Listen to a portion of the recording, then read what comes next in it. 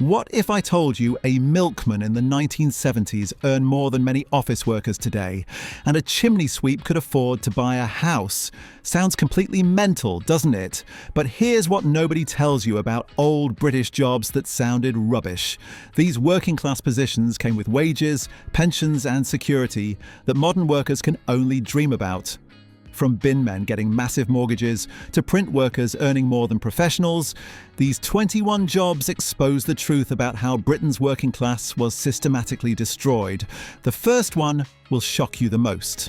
Being a binman in the 1970s was a genuinely respected career with shocking wages. In the mid-1970s, refuse collectors working for local councils could earn £20 to £25 a week, equivalent to roughly £30,000 to £35,000 annually today. House prices were about 4 times the average salary then, not 8 to 10 times like now. Your average binman could walk into a building society and actually get a mortgage without selling a kidney. The job came with proper pension schemes, sick pay, holiday pay, and job security completely alien to modern zero-hour contracts. The unions, particularly the National Union of Public Employees, fought for decent wages and conditions. Society respected these workers too, with Christmas tips adding nice bonuses. But if you thought binmen had it good, coal miners earned even more for their dangerous work. Coal mining was dangerous but paid exceptionally well. In 1970, miners earned slightly below average, but successful strikes in 1972 and 1974 changed everything. By mid-1970s, following a 30% pay increase in 1972 and further rises in 1974 to 1975, miners were among the highest paid manual workers. Face workers could earn significantly more than teachers or nurses, equivalent to roughly £40,000 to £45,000 annually today. The National Union of Mine Workers was one of Britain's most powerful unions. Beyond wages, miners got tied housing from the National Coal Board at subsidised rents, working men's clubs, social facilities, and genuine community. Pension schemes were solid with real career progression. Margaret Thatcher would eventually destroy most of this industry. Mining paid well, but factory workers in the car plants had something even better: steady work without the danger. Working at British Leyland or Ford Dagenham in the 1960s to 70s was the working class lottery. These unionised fortresses had shop stewards with serious power. Skilled assembly line workers at Ford Dagenham could earn well above average through base pay plus overtime, equivalent to £40,000 to £45,000 yearly today. The Transport and General Workers Union negotiated not just wages but working conditions and benefits modern workers can only dream about. Company pension schemes meant something after 30 years. Social clubs, sports facilities, annual outings were standard. Workers could afford to run cars, take holidays, and most importantly, buy houses. A semi-detached in Dagenham wasn't some impossible dream but a realistic goal. The work was repetitive and demanding, but the rewards made it worthwhile. Speaking of jobs with vehicles, Milkmen had company floats and benefits that would make gig workers weep. Milkmen in the 1960s to 70s had proper careers with major dairies like Express Dairies and Co-op, providing company vehicles, regular salaries, pension contributions, and job security. In early 1970s, milkmen could earn £15 to £20 weekly, roughly £28,000 to £35,000 today, enough to support families. The job required ungodly 3 to 4 a.m. starts in cold, wet conditions, but companies compensated accordingly. Milk floats were slow and weatherproof as sieves, but provided and maintained by companies. The consistency and community aspect was key. Same rounds for years, knowing every family. Christmas tips could be phenomenal, earning an extra month's wages. Opportunities existed for upselling eggs and orange juice for commission. Pensions were legitimate. Supermarkets eventually killed the trade, but in its heyday this was genuinely good living. Milkmen had their morning routes, but bus conductors worked the streets all day with the same benefits and security. Before pay-as-you-board buses, every bus had conductors with proper wages and guaranteed hours. Working for London Transport or regional companies meant strong union representation and decent pay. Bus conductors could earn £15 to £20 weekly in early 1970s, equivalent to £28,000 to £35,000 today. The Transport and General Workers Union ensured conditions stayed decent. Work was physically demanding, constantly moving on buses, operating bells, issuing tickets, dealing with passengers. You had set shifts rostered in advance, allowing life planning. Career progression existed from conductor to driver with wage increases. Camaraderie among crews was strong. Social clubs and facilities provided by transport companies were excellent. The role disappeared in the 1980s with one-person operation to cut costs, eliminating thousands of jobs and community connections. But dockers really knew how to leverage their position for serious money. London dock workers in the 1950s to 70s were legendarily well paid. The work was backbreaking and dangerous, but unions had port authorities over a barrel. Dockers earned significantly more than teachers or office workers, often equivalent to £40,000 to £50,000 annually today. Over time, bonuses for handling particular cargoes and additional payments pushed earnings higher. The Transport and General Workers Union wielded enormous power. Before containerization, everything was manually loaded and unloaded. Heavy sacks of grain, crates of machinery, barrels, all shifted by hand. Injuries were common, with crushed fingers and broken bones being occupational hazards. The casual labour system meant strong, reliable workers ensured regular selection. Numerous fiddles existed, with goods mysteriously disappearing into the local economy. Pension schemes improved significantly by the 1970s. Containerization and mechanization destroyed most jobs by the 1980s, replacing thousands with cranes. And if dockers had it good, Fleet Street print workers were in another league entirely.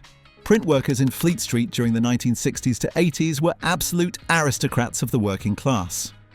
Compositors and printers working for national newspapers had incredible union power. Senior workers earn nearly 3 times the average salary, equivalent to £50,000 to £70,000 yearly today. The National Graphical Association and Society of Graphical and Allied Trades had negotiated closed shops controlling employment. Union leverage meant astronomical wages and conditions. Spanish customs, where workers were paid for phantom shifts, were common. Ghost workers on payroll who didn't exist were systematic. Overtime was guaranteed at premium rates. Jobs were for life, often father to son, creating printing dynasties. The work required genuine skill before computerization. Setting type, operating presses, maintaining machinery took years to master. The unions became so powerful they strangled the industry. Rupert Murdoch smashed print unions in 1986, moving to Wapping and dismissing 6,000 workers overnight. Computerized printing replaced them. Fleet Street printers had private sector power, but government workers like Postmen had something even more valuable: guaranteed jobs for life.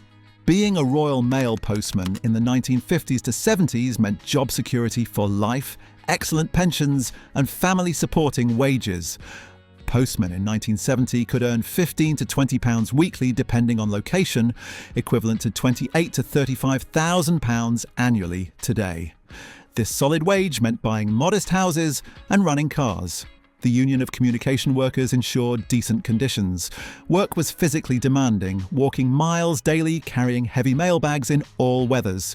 The structure and predictability appealed. Same rounds for years, knowing every resident, building community connections. Christmas tips were generous on wealthier rounds, adding nice bonuses. Career progression existed into sorting or management with training programs. The Royal Mail operated extensive facilities and social aspects were strong. Privatization destroyed this security, with modern postal workers facing constant pressure, reduced job security, and wages not keeping pace with inflation. Postmen delivered the mail, but railway workers moved the entire country and got paid accordingly, with brilliant perks. British rail employment in the 1960s to 70s meant security and benefits from one of Britain's largest employers. Train drivers were elite, earning significantly above average, equivalent to £40,000 to £45,000 today, by mid-1970s. Signalmen, guards and station staff earned decent wages with comprehensive pensions. The National Union of Railwaymen negotiated strongly for conditions and career progression. Railway jobs often included tied housing at subsidised rents, particularly in rural areas where having staff nearby was essential. This was huge, effectively giving additional income through reduced housing costs. Extensive training programs allowed progression from platform staff to guards to drivers, each step with wage increases. Pension schemes were solid, unlike many private companies. Pride in railway work united everyone despite role variations. Privatisation shattered unified culture and career progression, fragmenting British Rail into dozens of companies.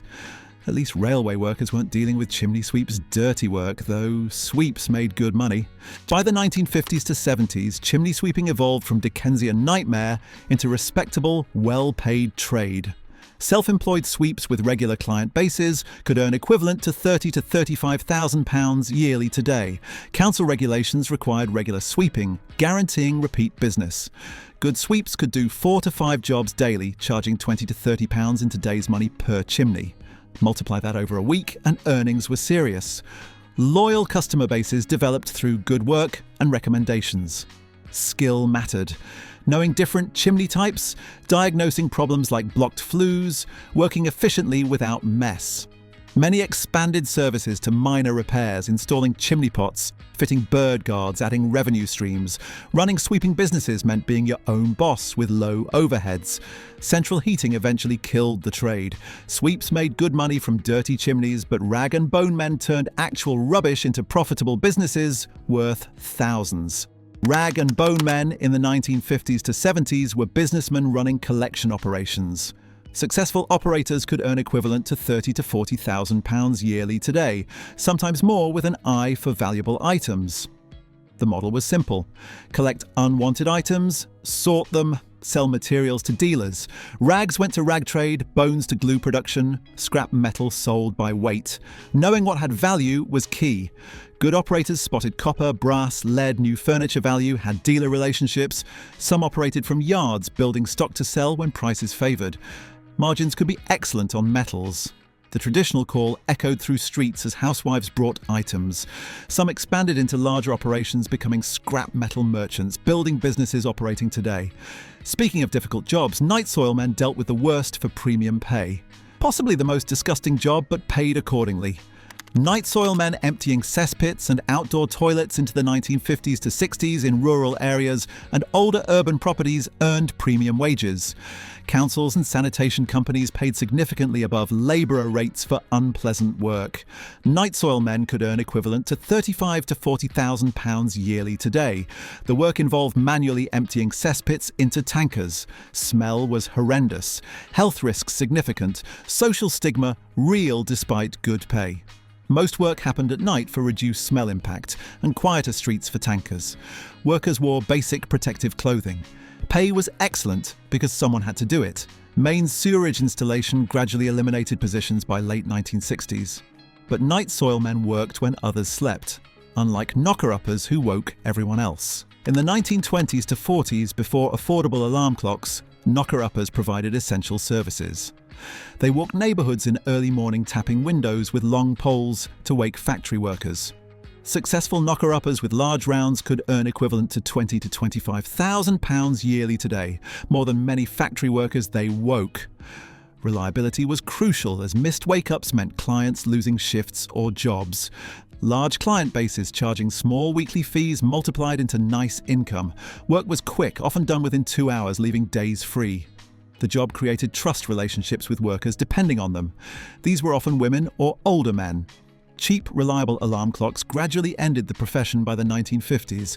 Before electricity dominated, lamplighters literally kept the lights on. Municipal lamplighters in the 1920s to 40s were essential council workers ensuring street lighting. Lamplighters could earn equivalent to £22,000 to £28,000 yearly today for relatively straightforward work. Jobs required walking set routes evenings and mornings, using long poles to light or extinguish gas lamps. Council employment meant guaranteed wages, holiday pay, sick pay, and pensions. Hours were antisocial, but work wasn't particularly strenuous. Lamplighters walked miles daily in all weathers. Some took pride in their work, maintaining lamps beyond basic duties. There was romance to being out in quiet streets at dawn or dusk. Electrification and automatic timers gradually eliminated jobs by the 1950s. Trams before buses also had conductors with excellent conditions. Before buses dominated, tram conductors in the 1940s to 50s had excellent jobs. City transport departments offered solid wages, guaranteed hours, and pensions. Tram conductors could earn around £8 to £10 weekly in late 1940s, equivalent to £28,000 to £32,000 annually today. The Transport and General Workers Union ensured decent conditions. Work required being on feet constantly through crowded carriages. Trams lacked heating in winter and ventilation in summer. Stability and community appealed with regular routes and passengers.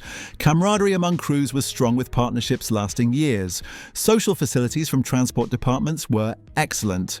Tram decline in the 1950s to 60s as cities replaced them with buses eliminated thousands of jobs. Tram conductors worked public transport, but cinema projectionists had the best perk: watching films for free while earning solid wages. Cinema projectionists in the 1950s to 70s held skilled technical positions paying well with free film viewing. Projectionists at major cinemas could earn equivalent to £28,000 to £35,000 annually today. The job required technical knowledge operating and maintaining projection equipment, timing reel changes perfectly. Union protection ensured proper careers. Operating carbon arc projectors, maintaining focus and sound levels took training. Booths were hot, noisy, cramped, but workers had autonomy. Hours were antisocial working evenings and weekends, but pay reflected this. Free films were obvious perks with some developing genuine expertise. Social aspects were good with tight cinema staff communities. Automated projection systems and later digital cinema killed the profession, replacing skilled workers with single technicians managing multiple screens. Projectionists worked in cinemas, but lift attendants in places like Harrods earned decent wages, plus generous tips from wealthy shoppers. Lift attendants at prestigious stores like Harrods or Selfridges in the 1950s to 70s held respectable positions. Attendants could earn £7 to £9 weekly in the 1960s, equivalent to £25,000 to £28,000 annually today, but tips significantly boosted income. High-end stores expected well-groomed, polite staff knowledgeable about layouts. Operating manual lifts required skill, timing to bring lifts level with floors smoothly. Uniforms were provided with high presentation standards. Tips from wealthy customers, especially at Christmas or when helping with shopping, could earn extra 20 to 30%. Staff discounts of 30 to 40% allowed buying quality goods. Working at prestigious stores carried social cachet. These were often older workers or younger people starting retail careers. Automation gradually eliminated positions by the 1980s. Department stores paid well, but the GPO telephone exchanges offered women some of the best paid, most secure jobs available. GPO telephone exchange operators in the 1950s to 70s had one of better jobs available to women. Operators could earn £7 to £10 weekly in the 1960s, equivalent to £25,000 to £30,000 annually today. Training was required for operating switchboards, connecting calls by manually plugging cables. The GPO meant job security, pensions and decent conditions. Work was demanding, sitting at switchboards for hours wearing headsets, responding constantly with, "Number please." Switchboard rooms were noisy and hot with dozens working simultaneously. Beyond wages, comprehensive packages included pensions, sick pay, holidays and career progression opportunities. Unions ensured conditions stayed decent with social aspects strong through GPO sports clubs and events. Direct dialing from the 1960s onward reduced operator needs, eliminating thousands of jobs by the 1970s to 80s. Operators earned good money, but park keepers got something money can't buy: free housing in beautiful parks with proper pensions. Council park keepers in the 1950s to 70s had genuinely good jobs with tied housing, pensions and respect. Park keepers could earn £8 to £11 weekly in the 1960s, equivalent to £28,000 to £32,000 annually today. Real benefits were tied housing, with many living in park lodges paying minimal or no rent, effectively adding thousands to real income.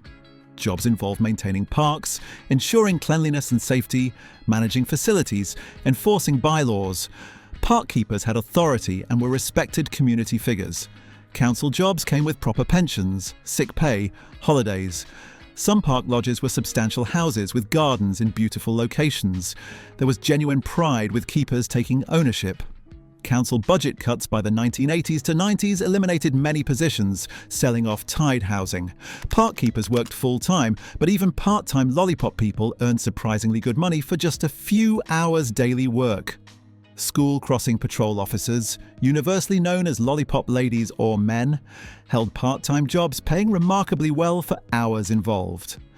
Through the 1960s to 80s, workers could earn decent hourly rates. Working morning and afternoon split shifts could earn equivalent to £15,000 to £20,000 annually today for 4 to 6 actual hours daily. Council pension schemes often included part-time workers. Jobs required standing in all weathers at busy crossings, ensuring children crossed safely. Responsibility was significant. Respect from parents, teachers, children was genuine, with Lollipop people becoming beloved community figures, knowing children by name. Flexibility suited parents or retirees wanting part-time work, leaving most days free. Modern positions have seen pay fail to keep pace with inflation. Part-time crossing guards did well, but full-time shop assistants at Harrods and Selfridges could actually afford living in London. Working at Harrods, Selfridges or John Lewis in the 1960s to 70s weren't like modern retail. These were proper careers with living wages and progression opportunities. Shop assistants at prestigious stores could earn £15 to £25 weekly in late 1960s, early 1970s, equivalent to £28,000 to £40,000 annually today. London wages were higher for living costs. Shop assistants could actually afford living in London, completely impossible now. Jobs required extensive product knowledge, excellent customer service, high presentation standards with thorough training. Beyond wages, benefits were substantial. Staff discounts of 30 to 40% meant affording quality goods. Many stores had canteens providing subsidised meals, social clubs, pension schemes. Career progression existed to supervisor, buyer, or management positions. Working there carried real prestige. If you want to learn more about British nostalgia, check out my video on 21 things that are normal in Britain, but nowhere else. 21 jobs that sounded absolutely rubbish, but actually paid well enough to live on, buy houses, and support families. The common threads? Strong unions with leverage, pensions that meant something, job security that wasn't just a phrase, and respect for working people. These weren't special privileges, they were normal expectations. What happened? Crushing unions, privatizing services, prioritizing profit over people. The jobs weren't perfect, but they provided dignity and security. Compare that to modern equivalents where people work multiple jobs and can't afford rent.